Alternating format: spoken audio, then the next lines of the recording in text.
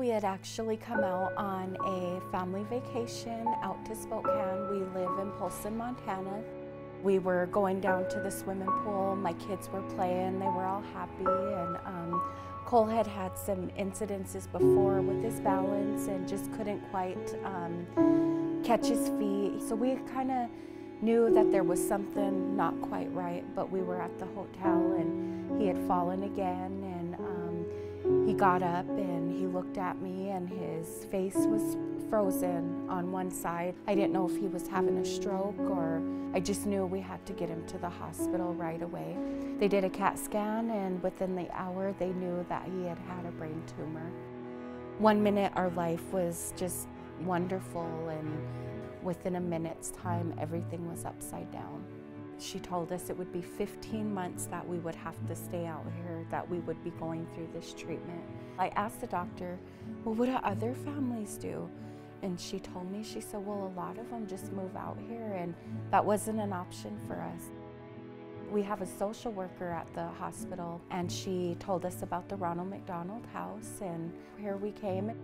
We had just stayed at a hotel through the radiation part. And it was really hard. You know, you're secluded at the motel. You don't have people around you. And where over here you have other families, their little ones are going through the cancer process, and you could just comfort each other. There's other families here that can say, hey, you know what?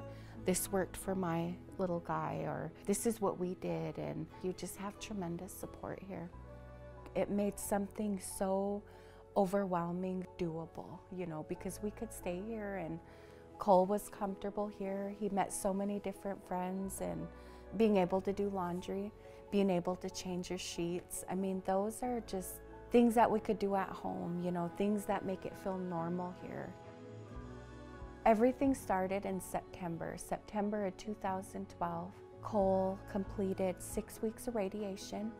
He started, they call them the big guns, in January, the very intense chemotherapy. So he did 8 rounds of chemotherapy, and he finished up on Veterans Day. And he was able to ring the bell on the 3rd floor, the oncology unit. We got to go home November 18th, and then we're coming out here today for another MRI.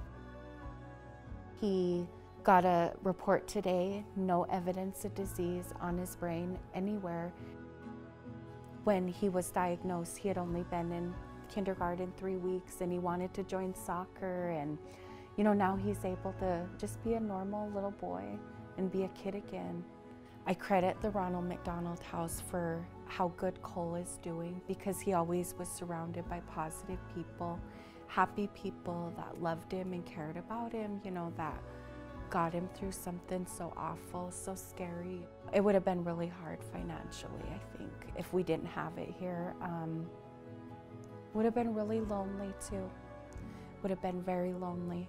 You know, there were these girls that came in one time, and they were cooking, and they had these t-shirts on. It said, the house that love built, and that's exactly what it is.